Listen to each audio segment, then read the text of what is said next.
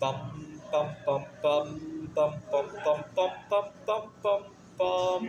The Peter Dislike Show.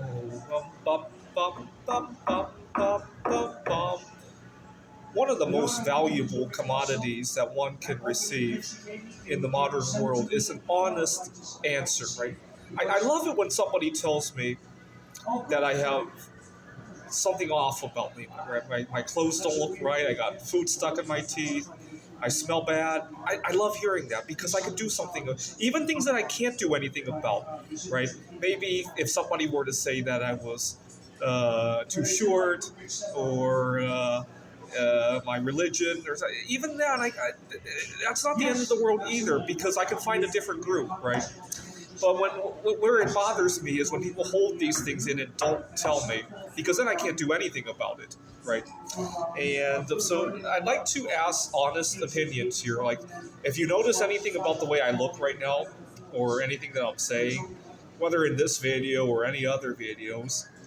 Now, sometimes I do get a little bit carried away with how I tell jokes to people, right? So, for example, I ask you guys to hit the dislike button, but sometimes in real life, jokes like that don't always get received in the right way and get taken wrong, right? So, my last roommate and I got into a falling out because I joked a little bit too much about his drinking habits, and he joked about my eating disorders and a few other things, and it didn't go right. I mean, I didn't mean to have it taken that way, but that's something that I should work on as well. I have problems sometimes with telling jokes at the workplace as well. They don't always go in the right direction. But one of my let me give you an example of where this would be really helpful. One of my biggest disappointments this year. Now, granted, I tell it as a funny story now. I don't hold grudges against this person or the group in general. I was looking at a meetup group, and I don't go to that anymore because I was so disappointed by that one experience.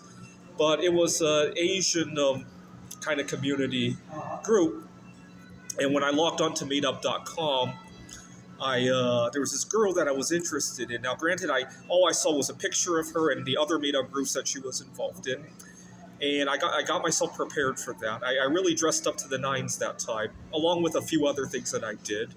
Right, you guys know there are certain things that I like to do to dress up, and also certain foods that I like to eat, and certain foods I like to avoid in the 24 to 48 hours leading up to an experience like that. Right. So, long story short, I went prepared.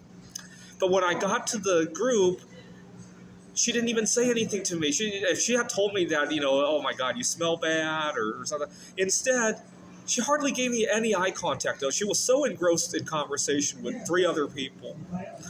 And so all that effort wasted.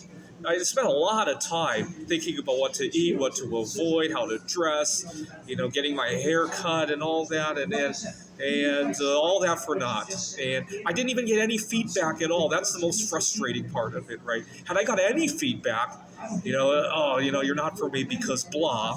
Even if it's something I can't necessarily control, like I mentioned, religion, politics, the way I look, my race, or maybe she's lesbian and I'm not the right gender. Even if it were that, at least I'll know, right? But I got no feedback out of it. That was the most frustrating part of it all. So anyways, honest feedback here. Now here I'm going to make this interesting. If I get 100 pieces of feedback in this one video, I'm going to randomly choose one, and I'll send you a 1 kilogram silver bar. How about that? That way I get 100 pieces of feedback. But I need to get 100. This is the Peter Dislike Show. Bum, bum, bum, bum, bum, bum, bum, bum, bum, bum, bum, bum. The Peter Dislike Show. Bum, bum, bum, bum, bum, bum, bum.